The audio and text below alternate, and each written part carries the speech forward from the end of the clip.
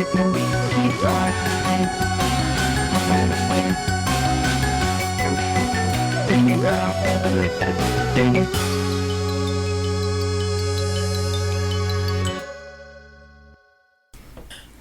to Rite Good, the only podcast that helps you write good. I'm R.S. Benedict. The average American consumes 100,000 words a day. But what do we retain? What have we learned?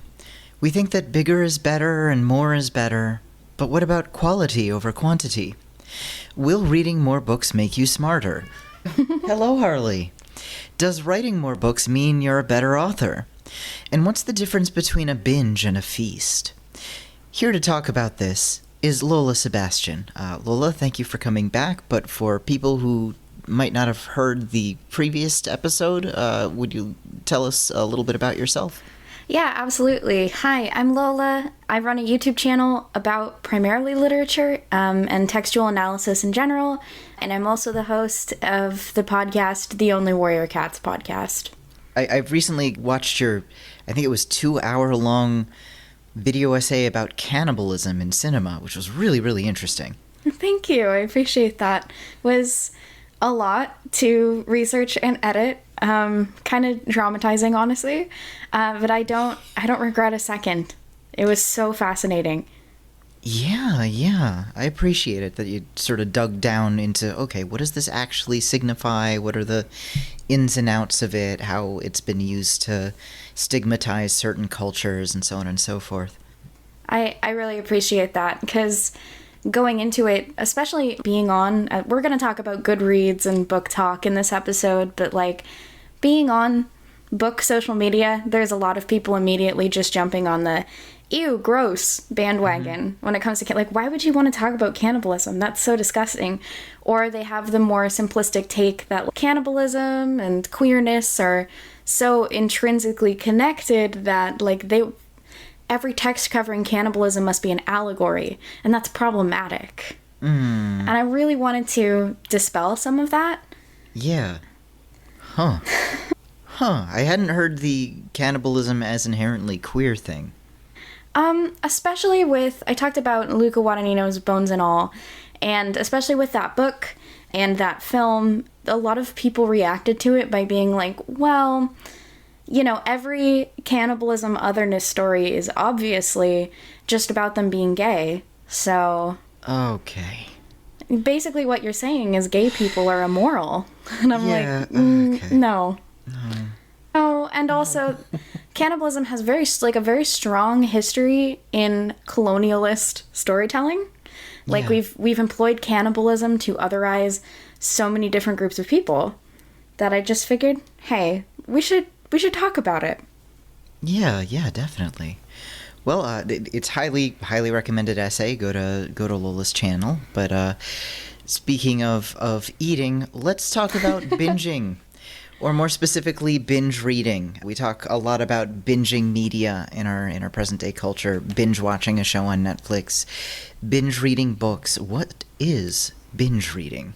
Binge reading is where you read a lot of books in a set amount of time, usually a short amount of time.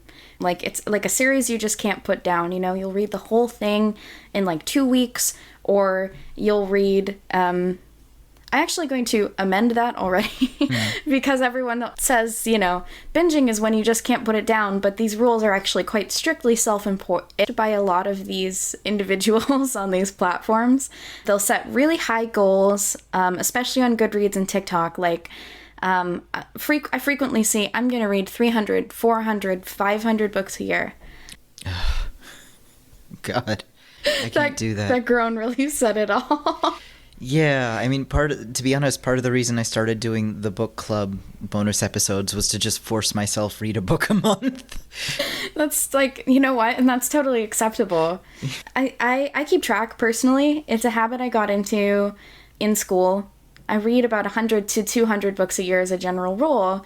Wow. Which is like a book every 3 days. And honestly, I know that's like a lot for most people, but I think given my job, which is like read books and talk about it, it's probably totally reasonable. I also live like right next to a library, which is rad. Nice. Dream come true. And, the thing is, in real life, reading like 100 books a year is considered an enormous number and definitely qualifies me as a bookworm. But I've actually been told on social media numerous times that it's not enough. And it's like, what are you doing the other 2 days if you're reading bizarre. A book every 3 days? Are you like really into reading? Wow. Yeah, it stepping away from Goodreads, which I no longer use, and just not engaging with book talk as much as I used to, it has restored some of my sanity in this regard. That quality really, it's better than quantity when it comes to reading. Yeah, I mean, I can't just do, a book every day or a book every 3 days just because some books take longer than others, some of them just take longer. Some are really big. There are books that are large. And I mean, my bias is I'm totally okay reading multiple books at once. Yeah. I've usually got like a feast, like a Tolstoy or an Infinite Jest or whatever going on, alongside a smaller novel and then nonfiction. I listen to like a lot of nonfiction audiobooks, and I also have to read a lot of nonfiction for my job, like Cannibalism 101. And a lot of people can't do that, and I think that's totally worth acknowledging, because if you're like, why aren't you reading more? But that person is reading huge books that take weeks, months, like, leave them alone. That's so rude. Yeah, and I think you read certain kinds of books differently, like a sort of a light thriller. You eat one of those up in like a day or two, but if you're reading, I don't know, Moby Dick, you can't get that one down fast. Oh man, so we've talked a little bit off mic about the grind set influencers on like LinkedIn, although they've made their way to TikTok now as well, who love to talk about I mean, it really feels wellness adjacent. They're like, you need to be reading 60 books a year because CEOs read 60 books a year. And then the books in question are really slim and not very... yeah, they're either like another biography of Elon Musk or a book with a title like Skullfuck Your Life, The Caveman Bro's Guide to Fucking Winning at Business and Fitness. It's not really high-quality literature here. Not at all.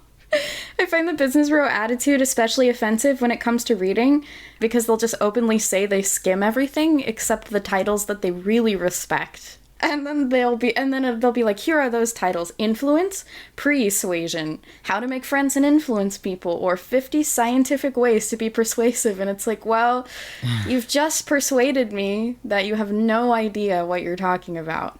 Mm-hmm. It really is this like facade of intellectualism. Yeah, that they all list The Art of War. Oh, which, if you've actually tried to read The Art of War, you realize, these aren't metaphors. This is actually about, you need to be on a hill. If your battle, you literally, it's not a metaphor, it's literally you should be uphill on a battle. Like, fuck.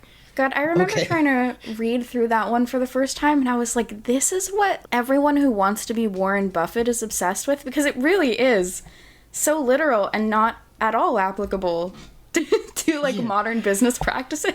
Yeah, there's like one or two things. There was one or two. I think it was basically about awarding your warriors prizes. Like, okay, you can't give a prize to everybody because there's just not enough spoils. So you sort of give it to the first guy or something. I can see how that could be useful as a management technique, but a lot of them are just literally about how to cross a river with an army carrying spears, and I'm not really sure how the fuck a person in middle management is supposed to really apply this.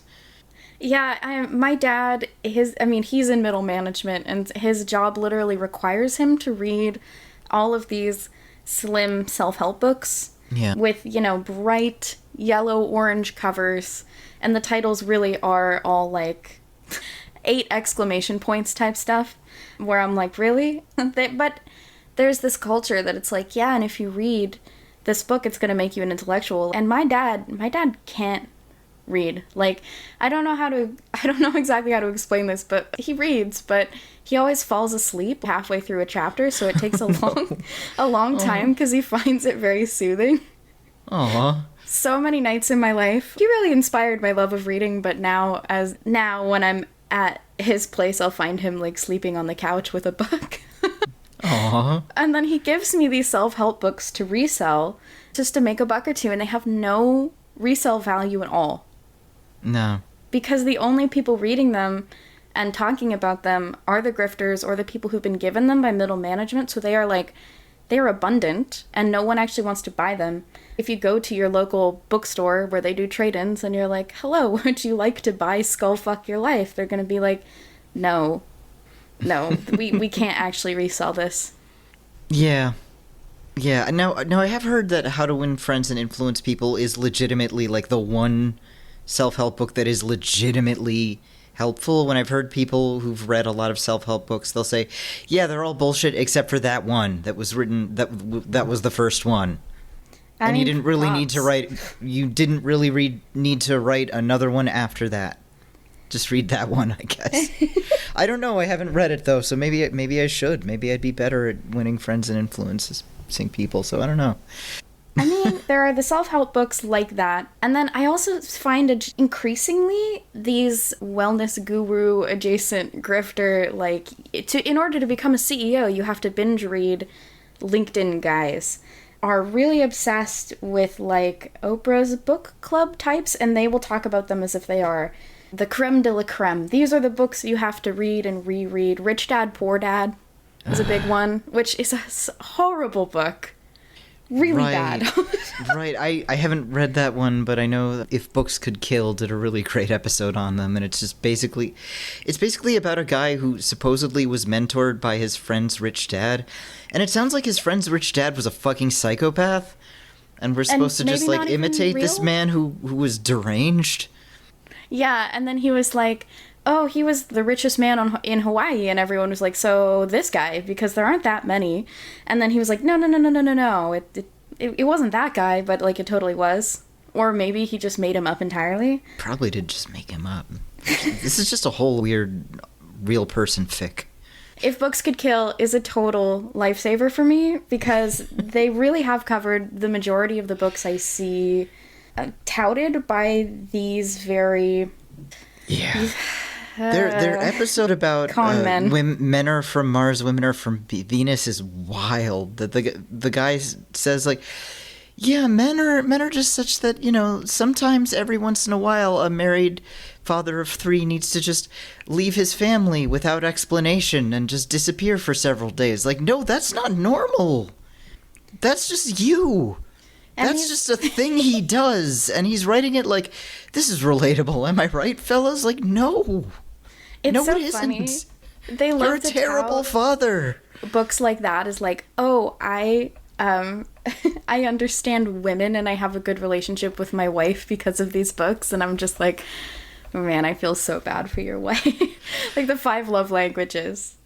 They love the 5 love languages. And they love to also apply it to the workplace. Which even if you're just like, oh, I you know, if you're like, I appreciate quality time, and therefore, me and my wife like to spend quality time, but then they'll be like, I need to spend quality time with my employees. Oh, no. Or, I need to spend quality time with my manuscript. And it's like, that you really... No.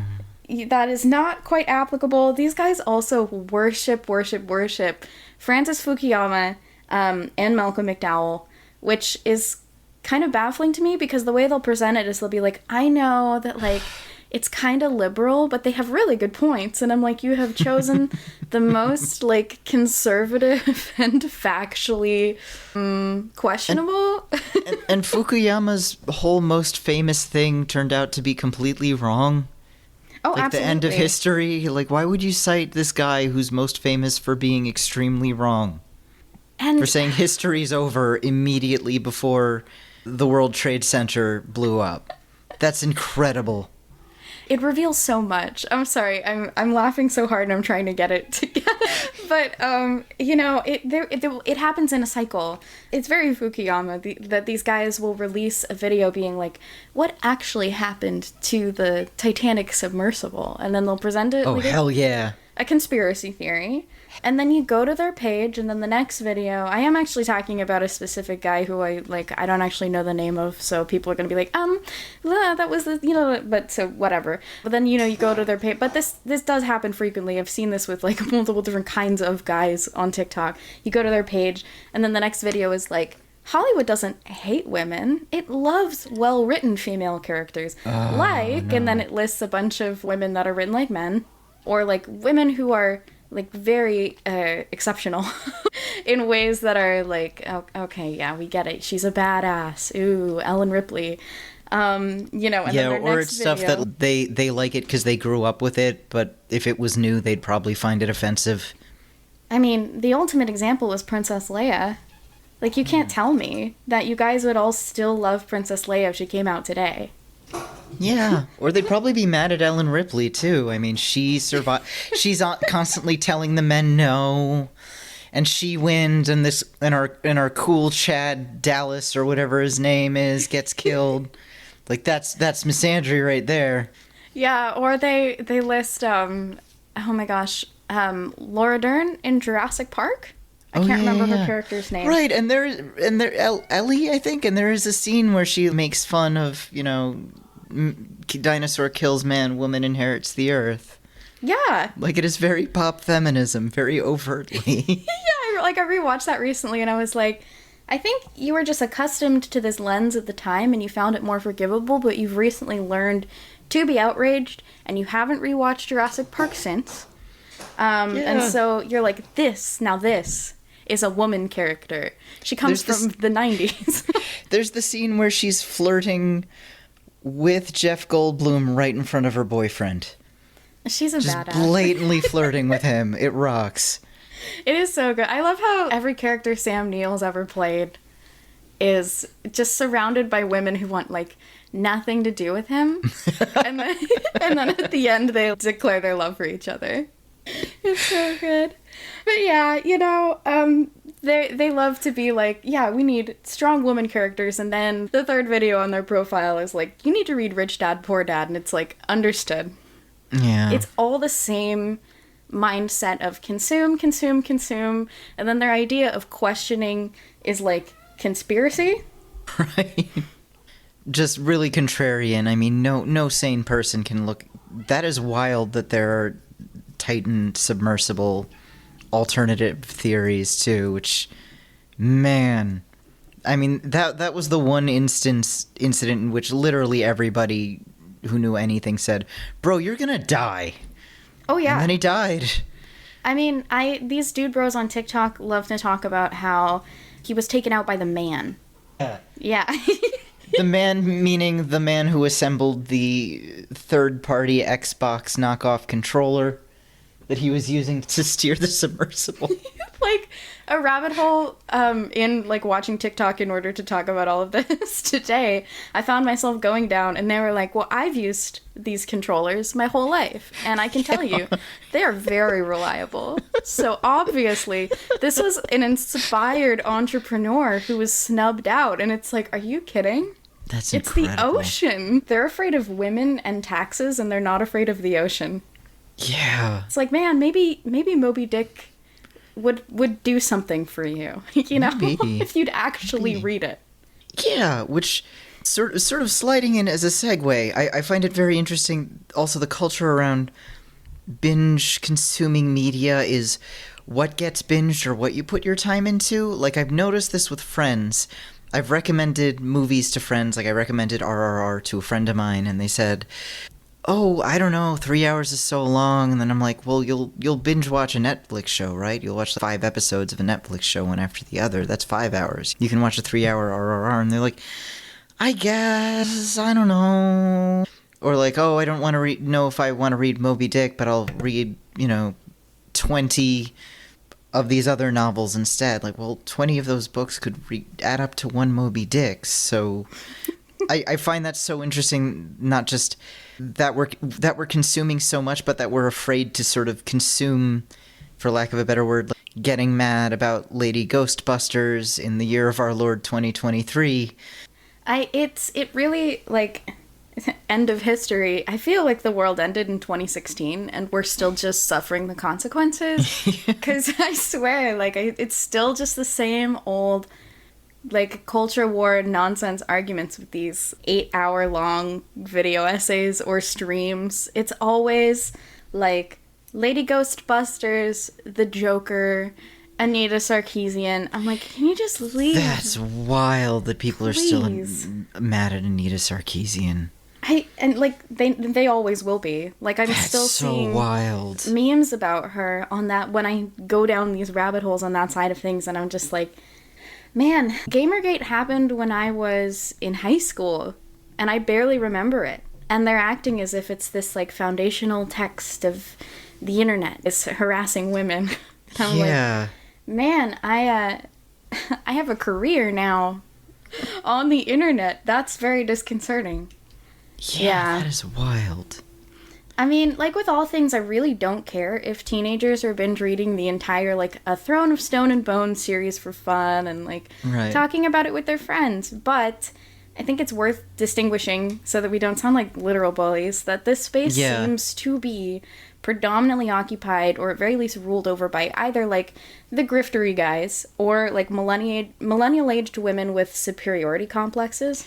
Yeah. Yeah, I guess that what I'd like to stress is not that I think it's bad to read a lot of books. Like, it's fine. I think it's good when people read a lot of books. Even if you're reading, like, a lot of trashy books, who fucking gives a shit? Have fun. It's your life. Shit? Yeah. But I think something is weird is this sense of pressure, this sense of, oh, I need to read this many books a year, and if I reach my goal, I'm better than you, or especially with grind set guys, like, well, you need to read such and such number of books every year. The idea that reading more books means you are smarter, regardless of the quality of the book or how carefully you've read them. And, I mean, if you're reading that fast, chances are you're not gonna go into that much depth in reading a book. Like, a really, really meaty book takes a long time to read. It took me well over a year to read Moby Dick, and I was reading it as I was reading other things. I would read a chapter and then put the book down for, like, days or a week, and meanwhile I was reading a different book, some shorter thing, and that's an okay way to read Moby Dick, because it works really well as these little vignettes, as this almost more of a prose poem. It's not really a plot-heavy book. You don't really get lost. You put the book down for a week and come back to it. Where were we? Oh yeah, they were on the ocean. Okay. So one of my favorite books. Oh, it's beautiful. It took me like 6 months, though. And people were like, really? Okay, I mean, so one thing Book Talk loves to do is come up with lists where they're like, did you know that the word count of this novel, this classic novel, like, you can become a literature person, you know? The word count of this novel is equivalent to, like, 3 hours of reading, and therefore you can just breeze through it and then say that you know what you're talking about. And I just really hate that attitude, because, you know, they'll specifically, I saw a book talker while I was researching this say that Memoirs of a Geisha and Moby Dick are the same length. No. So you should be giving them the same amount of time. Oh my god. And of course, they're considering them both, like, classics, right? And, like, I think I heard my heart audibly shattering. Yeah, if you try to like read Mrs. Dalloway that way, I will punch you in the face. That is a book you really need to go slowly on, or something. Some books you can zip through them really quick, and they're meant to be read that way, and they're written that way to be really terrific page turners. And again, I hope I don't sound condescending, because, like, writing one of those books is a particular skill, and it's not the way I want to write, but I respect it. I respect the craft of it, and sometimes I do just want a really terrific, quick page turner, and I like Agatha Christie's mysteries, and these aren't great literature, but they're fucking fun. They're quick. They're great. Totally. I mean, but it's a different way to read than, like, Moby Dick. I read, like, a lot of horror manga. And you can totally just speed through a lot of it. Like, you know, it'll be like a 10-volume series, but really there's not a lot of text, and a lot of the images are meant to be shocking, so that you look at it, you go, you turn the page, you go, oh my god, and then you move on. I just find these lists kind of deceptive because they're always based on word count and like quote unquote average reading speed, which is a concept that is really silly to begin with, because it's like, you know, as someone who cares about actually making literature accessible, it's like, don't tell someone how fast they should be reading and make them feel ashamed for taking their time, because that you suck. So they'll say you can read 100 Years of Solitude in an afternoon, but you'll probably need 2 days to read Snow Falling on Cedars, another like frequent book club picks. And like, I love Snow Falling on Cedars, genuinely no hate, but like 100 Years of Solitude is a really dense text meant to mimic the feeling of spending 100 years with this family, and reading it in an afternoon, it's like, it's technically possible, but it feels like a waste. Yeah. And Snow Falling on Cedars is like a very typical Oprah's Book Club pick. It's accessible, it's readable, it has pretty straightforward prose, and a really strong structure. And sorry, Harley's so cute. Hello, buddy. Yeah, let's play. Play fetch. Go get it. That's a good kitty. Best kitty. But yeah, you know, the way that these popular novels and like dense literatures are equivocated, it's like fine, but it's also like you're gonna have trouble trying to get through a 100 Years of Solitude or a Moby Dick as fast as like Snow Falling on Cedars or Memoirs of a Geisha. Yeah. And the expectation that if you're reading them slower, or you're savoring them, or you're feasting instead of binging, that like you must not be as smart. That is pretentious. Yeah, that's hurtful. Certain books you need to slow down, or you need to reread something, or you just maybe there's a really long, really complex sentence structure that you need to take closer, or maybe you're just kind of in awe of how beautiful a passage is, and you need to sit with it for a while. Absolutely. You know, one of the best feelings in the world is when you've fallen in love with a book and you don't want it to end. Yeah. So you just sit with it, like, and it fills your heart, and it fills your mind, and it occupies your life, and you see it everywhere you go. Books, to me, are uniquely magical in that regard. That's why I love them so much. Yeah. Or especially if you're reading as a writer, just examining the way the author expresses themselves, and there are certain passages where it's like, it just blows you away how well it's written, or how well this idea is expressed, and you need to just take a breather and go back to it. There are these passages in Mrs. Dalloway that's that for me, where I just need to go like, holy shit, just wow, hold on, god damn. I mean, literary modernism is just the best to me. And it's wild because with poetry in particular and modernism, like I find the sentiment that you can get through the classics quickly and no one really understands them or cares about them is like, it's a little insulting, but it's also funny because it's like, yeah, I'm sure skimming Paradise Lost and The Wasteland was a really rewarding and enriching experience for you. I'm sure you had a blast. I'm sure that just zooming on through it really felt good and didn't make you hate the classics more. You know what I mean? Yeah, it's a great way to just skim a classic from hundreds of years ago with tons of little asides and implications and allusions that you, a present-day person, would never fucking pick up on your own, because why would you? Sure, I get all of the references to 16th century Florentine politics, no fucking problem. I got this. I know what that is. Yeah, I mean, and the way you guys talk about Dante's Inferno all the time and the misconceptions that just swim around it on the internet. You know, the idea that like it's basically a fan fiction. Oh my god. The way people use that as an avenue to say like, don't be intimidated by Dante's Inferno, like, because anyone who likes it is just being pretentious when it's really just a fan fiction is like, why do you want people to read literature? Like, I really don't care if you only want to read Omegaverse. Honestly, go for it. And, like, on that note, Smut Talk, they seem perfectly nice. Like, they seem like cool people. The Ice Planet Barbarians fans, in particular, are really self-aware and down-to-earth. They really are, like, they know that they're reading volumes and volumes and volumes of sexy Star Wars fan fiction, and they're really nice and funny about it. Nice. Cool. They're great. But then you have the types who lord over them and they're like, you know, I read 500 books this year. Yeah. So, time to step it up. And if you think that these literature people can tell you that they're smarter than you, you can just give them their favorite books and say you've read them. Yeah, exactly. And I'm like, I don't like, you know that we enjoy reading these books, right? Like, Yeah. like I spent a whole semester on The Wasteland, even though it's like only, quote unquote, only 20 pages. Like I've done a lot of work on it, like academically. Oh, yeah. Because there's so much you can do with it academically, but it is really just 20 pages, you know?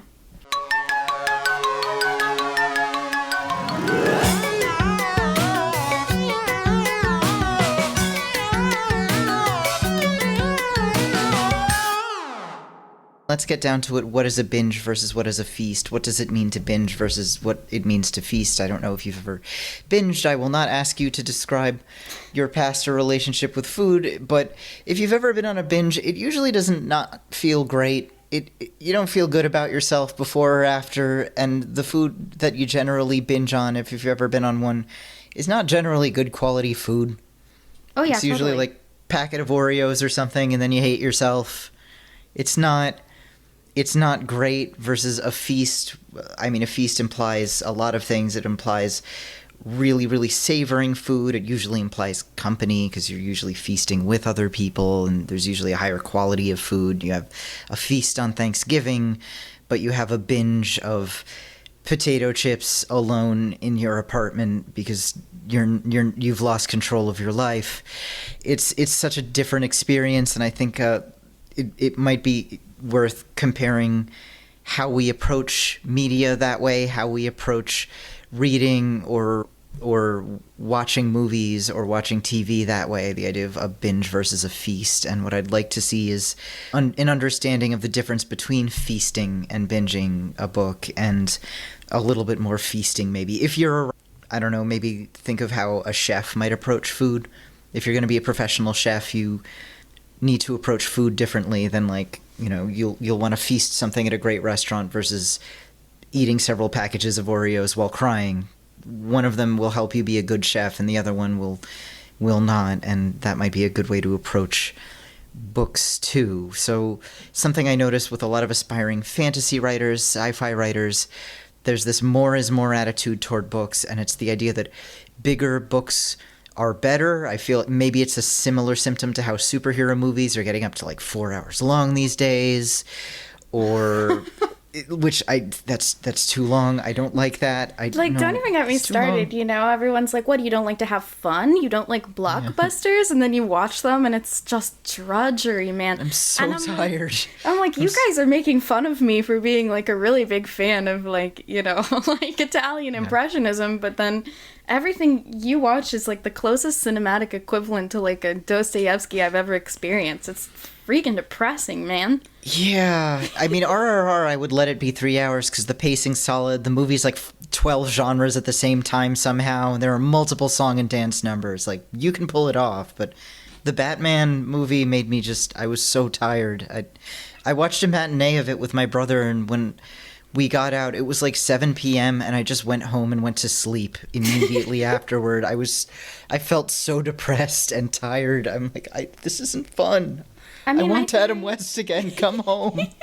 Do a little dance. Make some puns. I agree. Like, what happened to Boom Pow? I mean, I grew up reading comics. I love comics. Yeah. And I don't feel that they're actually even being represented on screen, but, like, whatever. You know, I guess it's it's just like my personal theory, like, okay, so regrettably I'm a YouTuber, which is like the hardest sentence to say.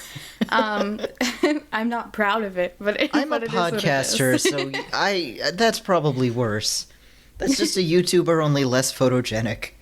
Oh my god. You should be nicer to yourself.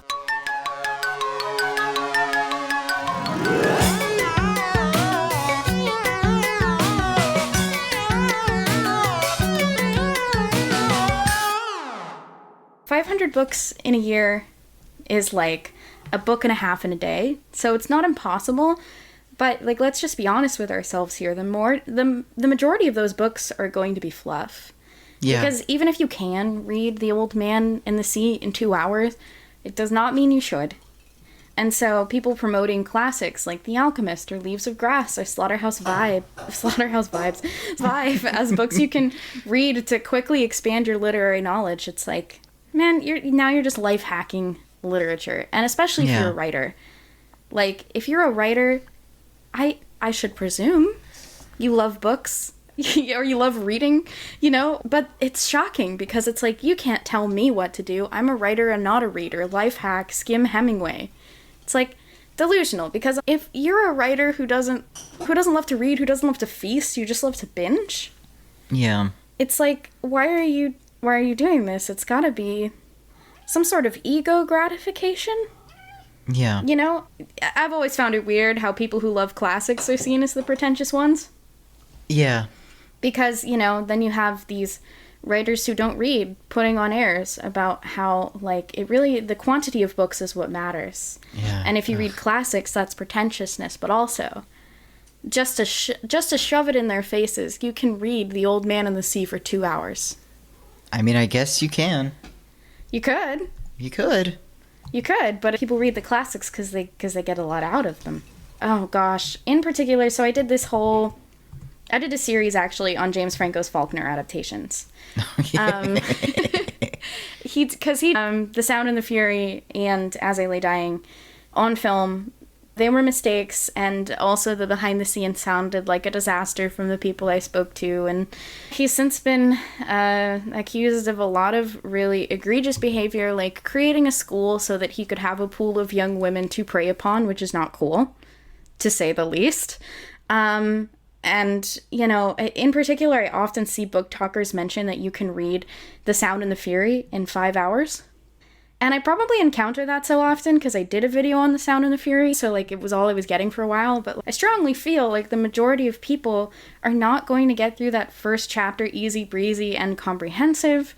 And that's totally fine, but you'll have a more rewarding reading experience if you just take your time and get to know Benji and understand how he sees the world. Like, it's a very common experience where people are like, yeah, the first chapter of that book took me a month, and then the rest took me like a week.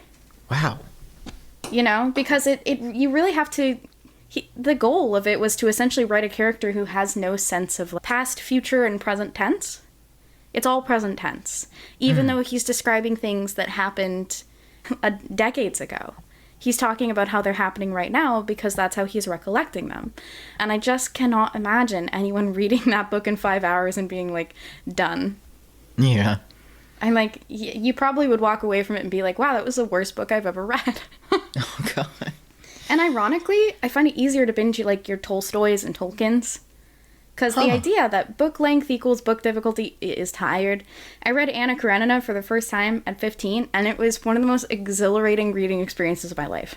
Oh, wow. I read it in like a week, because I couldn't put it down, really couldn't put it down. I became just like obsessed with it, and I just spent all my time reading Anna Karenina with my notebook. And, you know, that's the thing. Tolstoy, Charles Dickens, this is popular literature. He was writing for the popular imagination, you know? They were just also really prolific. And yet, these are not the books they tend to recommend. I don't know. No. I find it interesting because it's like, I think you would have so much more fun if you're a binge reading high fantasy type of person. Reading Charles Dickens would probably be totally way more up your alley than like The Sound and the Fury. But no, it's if you've made your philosophy of reading about owning the literature majors, it's like, right. You just don't seem to be having a lot of fun, man.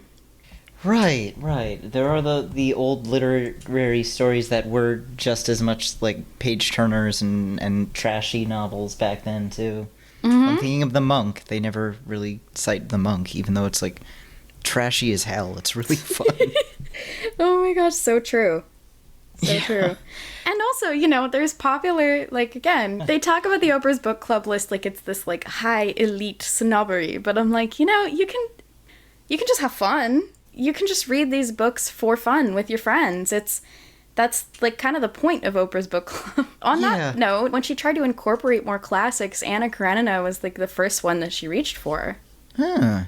And it makes total sense because someone was like, yeah, if you love binge reading high emotion, scandalous romance type stuff with a really established world and just enough philosophical ideas to make you reflect on your life in interesting ways, bada bing, bada boom, you'll love Leo Tolstoy.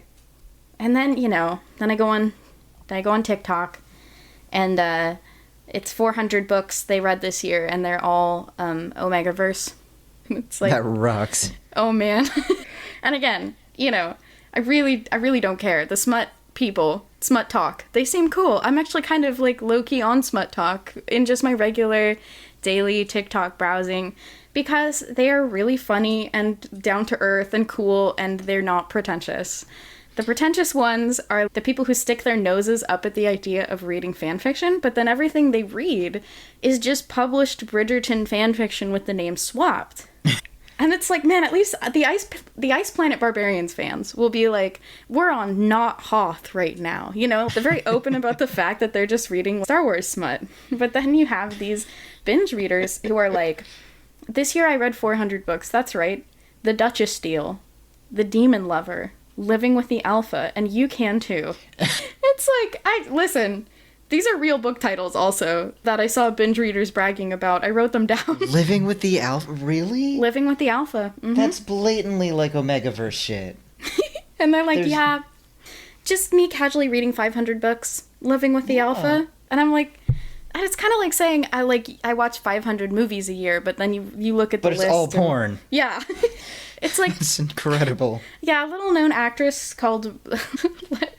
Yeah, I've been watching through Mia Khalifa's discography. I'm like, okay, listen.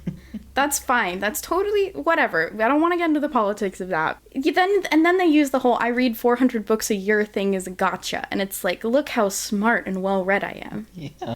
And it's like, it's fine to read porn on your phone, I guess. I personally don't, but it's fine. It's cool. I think trashy books are cool and fun. But then they love to be like, oh, I'm swapping my screen time for book time. And they pull out a 50-page self-published paperback called Enslaved by the Werewolf Dom. Another real book title that I wrote down. Yeah, I don't think that makes you smarter than watching TV. That is exactly as intellectually enriching as watching an old episode of Super Nanny. Right, and then they have this superiority complex over people who like Star Trek fanfiction, and I'm like, but why? People like Star Trek fanfiction is historically relevant, at least. I like respect the hell out of people who go back into the hithers of like Spirk, and are like, yeah, this is the origins of queer fandom on the internet. Great. Yeah, there's just really no need to be pretentious about reading 400 books a year. Yeah. The worst is that there is a socioeconomic implication no one wants to talk about. I like presenting reading as fun and unintimidating on my channel and on my podcast, and I think it's totally possible to treat works for young adults seriously. A lot of them spark our love of reading because they're designed to be well constructed. And that's a beautiful thing. Like, rereading Warriors has been so fun and silly, and we're really enjoying ourselves. But a lot of these people will proudly declare, like, well, how do I read 500 books a year? Well, I don't have a job or a life. Okay. My husband works so that I can stay home and read Submitting to the Billionaire. And again, real book titles I saw on these lists. And then hop on TikTok and be like, yeah, I guess you could say I'm just a really fast reader. Don't mind me, just your average intellectual bookworm at work, and if you're reading fanfiction, you're a loser. That's so funny. I didn't know there was this divide between, like, self-pubbed Amazon smut versus fanfic. I always assumed that these groups were probably intertwined. Yeah, I thought it was pretty much, the Venn diagram is a circle. It's but no? It's the binge reading crowd. The binge reading crowd that's intent on, like, let's read 500 books a year is like, you're That's still so reading wild. fan fiction? That's sad. Yeah, because those books are 100% fan fiction with the serial numbers filed off. Yeah, and they love to talk about how, like, you could be doing so much more with your life and you should be getting off your phone. They'll show their screen time statistics and how they've reduced. But I'm like, I don't know. Maybe you're the sucker for purchasing fan fiction with the serial numbers filed off like Yeah. for money. And you only have the ability to do that because you don't work. Yeah. And again, they say this like it's a point of pride. Who, me? Oh, all I do is read smut. Why? Because I don't have a job. And that makes me really intellectual. And Madam, I am the foremost Chuck Tingle scholar on the world. Chuck, I love Chuck Tingle. Unironically, I've found myself reading so much Chuck Tingle because it's some of the most fun you'll ever have reading a book. It's incredibly funny. I've read excerpts, and it's like, okay, this is great, actually. Yeah, he seems like a really lovely person. The interactions I've had with him through like friends of friends, he seems like one of the nicest people I've ever met. Like I said, I really don't think the majority of smut talk or like sci-fi or fantasy is like really the problem here. It's the superiority complex of reading self-published Amazon Omegaverse is way cooler and more fun than reading fan fiction. And I'm just kind of like, yeah, if you're really promoting this idea of like intellectual superiority, please stop saying that it's totally fun and cool to skim leaves of grass. Yeah, that's insulting. Right? And it's worth mentioning, CEOs read 60 books a year, and it's like, yeah, because they have the time to do so. Yeah, and they're probably skimming or having an assistant read it for them and just write down some notes about it. Just summarize this book for me, assistant. Okay. On this note, I was watching all these TikToks, and I decided to ask like the academics in my life how many books they read a year. I was just curious, because professors of literature, right, are probably the people who are going to advocate for like get off your phone, delete Facebook, and they all read about like the ones who keep track. Most don't, but the ones who keep track, they all read about like 100 a year. Wow, yeah. One every 3 days, which again is still a lot in reality. But I think on Book Talk, and especially on Goodreads, might be considered kind of laughable. Because it's like, oh, what, you don't take a book to bed every night and just one more chapter until it's 5 a.m.? And it's like, no, I have to sleep because I have a job. Oh, I gotta get up tomorrow. Yeah. I'm tired. And, it's my gut instinct on this one was to be like, whatever people do to get really into reading, whatever people read, I generally don't care. But then I spent some time in these communities these past few weeks, and yeah, to say the least, it was a disappointing experience because, the other thing, and I think we were going to talk about this, is bingeable books are written in a very breezy, skimmable style. Lincoln Michael, who's a sci-fi writer who has a very good Substack where he writes about writing and publishing.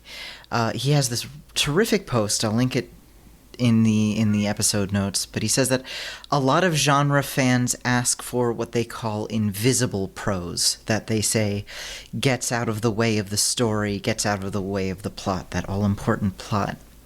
What they're actually asking for is not invisible prose, but skimmable prose. It's prose that you can skim past quickly while still getting the gist of the passage. So, for example, if you actually slow down and read like a Brandon Sanderson book, you start noticing how poorly it's actually kind of written. There's a lot of mixed metaphors. It's like there's a little crumb of story and a whole lot of packing peanuts. It's very diluted. So a lot of these more bingeable books, they're either very, very short, or even if they're long, and a heck of a whole lot of trashy sci-fi fantasy novels these days are like 300, 400, 500, 600 pages. Brando Sando's writing like 1,000-page novels, and he's churning out like 5 of them every month. The reason they can be written and then read so quickly is that they're written in a very breezy and a very skimmable style. It's a style that you can just half-assedly skim without reading in any depth and still figure out what's going on. It's kind of like how a lot of, I think, streaming content, especially on Netflix, is designed to be watched in the background while you play on your phone, while you fold laundry, while you cook, whatever. So you don't have to sit down and really pay attention to it. It's just sort of on, and that's how you binge it, because it's just background while you're doing something else. And I guess it's okay to have that, but if that's your idea of what literature is supposed to be, that's not great. I make YouTube videos, and I go to the comments, and people are like, which is a mistake. Yeah. Just first and foremost, if you do YouTube, just don't look at the comments. But if you do look at the comments because you have like bad self-control or whatever like me, it's always like, thanks, I loved listening to this while I was doing my laundry right next to, why didn't you mention mad cow disease? And that was a section in the video and you just Yeah, that's a huge section in the video. Yeah, I'm like, I absolutely did talk about mad cow disease. Where were you? Were you just really focused on doing something else in that time? I don't know. They really have the gall to listen to you in the background and then hop on and be like, I can't believe you haven't mentioned Kuru. And it's like, I absolutely did. I really did a whole section on it. And, oh gosh, fantasy novels in particular, Brando Sando. Like, they're huge. They're huge now. They're giant. Yeah, Tolkien was known for writing these big, thick, long books, but Fellowship of the Ring was, I looked this up, 177,227 words, while Brandon Sanderson's Rhythm of War is 455,891 words. Like, if you look at the list of new debut fantasy novels, they tend to be well over 300 pages, over 400 pages, and maybe I'm like a snob or whatever, but I kind of think that if your book is over 300 pages, you really need to fucking earn that. I kind of doubt the pulp fantasy novel has 500 pages worth of quality in there. It just, to me, shows a writer who didn't bother to edit and a publisher that didn't bother to cut any of the packing peanuts. Part of the reason that fantasy novels are fucking huge now compared to back in the day, if you look at older fantasy sci-fi novels, they tend to be from like the 50s, 60s, 70s, old paperbacks, they tend to be slim, and there's a physical reason for that. Our frequent guest, Stephen Mazur, who was an assistant editor of the magazine of fantasy and science fiction. Dude, he's amazing. He rules. He's incredible. He told me this, that back in the 50s and 60s, paperback books were printed in such a way that they would physically fall apart if they got to be really long, like 300 pages or more. I forget exactly the page number. So pulp sci-fi fantasy writers had to keep their books kind of slim because literally they would fall apart in your hands. But since then we have these new printing techniques, new way of printing paperback novels, so we can make books that are physically larger. So fantasy novels got fucking huge and bloated, these 800-page George stoppers, which back in the day you simply could not print a book like that. And what I think we've got now is we have a lot of very long books, but they're not so much fat books as they are bloated. I think there's a difference between like a fat book and a bloated book, and I like a fat book. A fat book is like big, but it's dense. It'll have like a sprawling scope, Best books. Rich descriptions, lots of themes, style, characters' inner lives. Like, these are books that you'd feast on, like Moby Dick or The Secret History or Cloud Atlas or Infinite Jest or Dune. Like, these are big fat boy books, and I love them. Versus bloated books, which are long but insubstantial. The prose isn't carefully crafted. If you slow down and you try to savor a sentence, you realize, wait, the sentence is pretty sloppy, actually. There's story-centered, but it's kind of formulaic plot beats. There's a lot of padding, so I don't want to, name names because people get mad when I do that, but I'll say, Brando Sando. Yeah. I can make fun of him because he's a multimillionaire who can buy and sell my ass if he wants to, so, I'm punching up, whatever. Those are bloated books. Those are books you can skim. That is not 1,000 pages worth of actual book. That's 150 pages worth of book, and then 850 pages worth of just noise.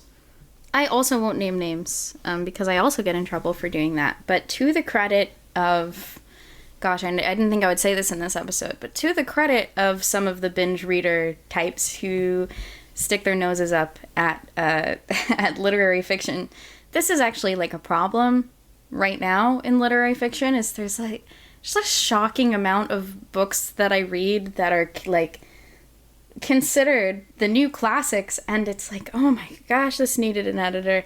It goes on for 600, 700 pages. I'll be honest, I really don't care for Hanya Yanagihara. I feel like I've been kind of open about that, and every time I read her books, which I don't know why I just keep doing it, but everyone just keeps telling me, oh no, you have to read this one, this is the good one. They go on forever. And they don't. I just don't feel Like, it all needed to be there. And I wonder if maybe the industry is competing with, the Brando Sandos. Maybe. Or there's just this more is more. We want more content for our money. So we want this video game to be 60 hours long, and like 30 of those 60 hours are running in a field. Right. Somewhere. Or in order to get kids into reading again. In order to... Who wants to read, just like a gay, tragic love story? Well, me. But they'll be like, who wants to read all that when they could just instead read, essentially the same thing for free online fan fiction in order to give someone the impression that they've really purchased something with, like, heft and gravitas. You have these, like, 700-page, repetitive, thematically incohesive... like literary fiction books. I understand the frustration if you read that and you're like, this is what literature is? That's really obnoxious. But, like, really, genuinely, the majority of literary fiction books that are that long have been heavily edited down. You look at the manuscripts for some of these and they've gone from being like 1,200 to 500 pages. Wow. It's the truth, A lot of books that were meant to be giant doorstops, they just get cut up and left on the editing room floor if they're good. I don't know. I love a fat book though. I mean, my girlfriend and I are our anniversary. I'm so tired. Our anniversary is June 16th because we're nerds, and we just spent this last June in Dublin doing like James Joyce stuff. Nice. And it was magical and very romantic, and I couldn't get over the fact that Ulysses is huge. Depending on your copy, it's anywhere from like 600 to 800 pages, and there's a lot of words, and it'll take you, people try to binge read it all in one day for Bloomsday, and it's virtually impossible. Like it's really difficult. I understand if you're just listening to the audiobook all day, but again, it's not my style. But we were walking around Dublin. All of the pubs that are still there from that time period had signs in the window that were like, Joyce fans welcome, stop in for a pint, And I was amazed because then if you crack open Ulysses, it's not like there's a giant introductory paragraph about the Dark Horse pub or whatever. It is literally just mentioned once. But people have enjoyed this book so much for so long that they've really, they've pored over it. They know where all the locations are, and you can just go and you can live in that world, even though the book only takes place over the course of one day. We enjoyed it so much. I think we're going to try to make it a yearly thing. It was one of the best days of my life.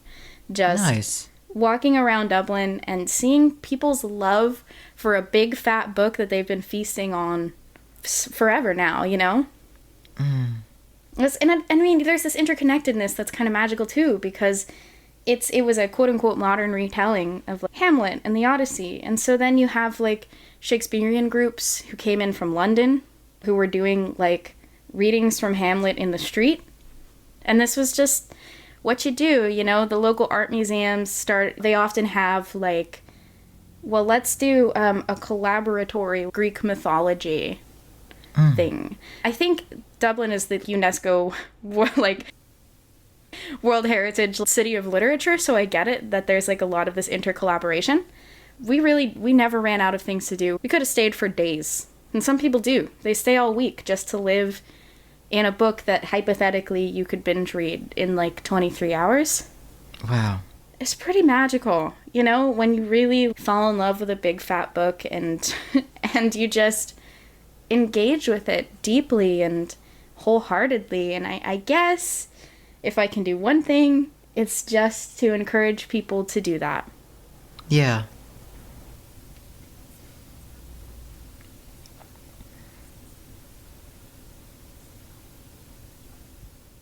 And also stop equivocating 2-hour-long video essays with 8-hour-long summaries of Nickelodeon TV shows, please. As a personal note, because it's not to brag, but I read 30 books for the cannibalism essay. Yeah, it was exhaustively researched. Again, God bless the local library. People are oh, but I go to the local library and it really doesn't. I'm I just have them bring in the books from all over the district. If you go onto a catalog in a local library, it'll be like, oh, we don't have it here, but we have it downtown or 8 cities over, and they'll bring it in for you for free. Interlibrary loan rocks. It's so magical stuff. Like, and you can literally also just go to the librarians and be like, can't find this one in your system. Do you think you could? And then they'll put out a request. And then literally I had a book shipped in from Chicago.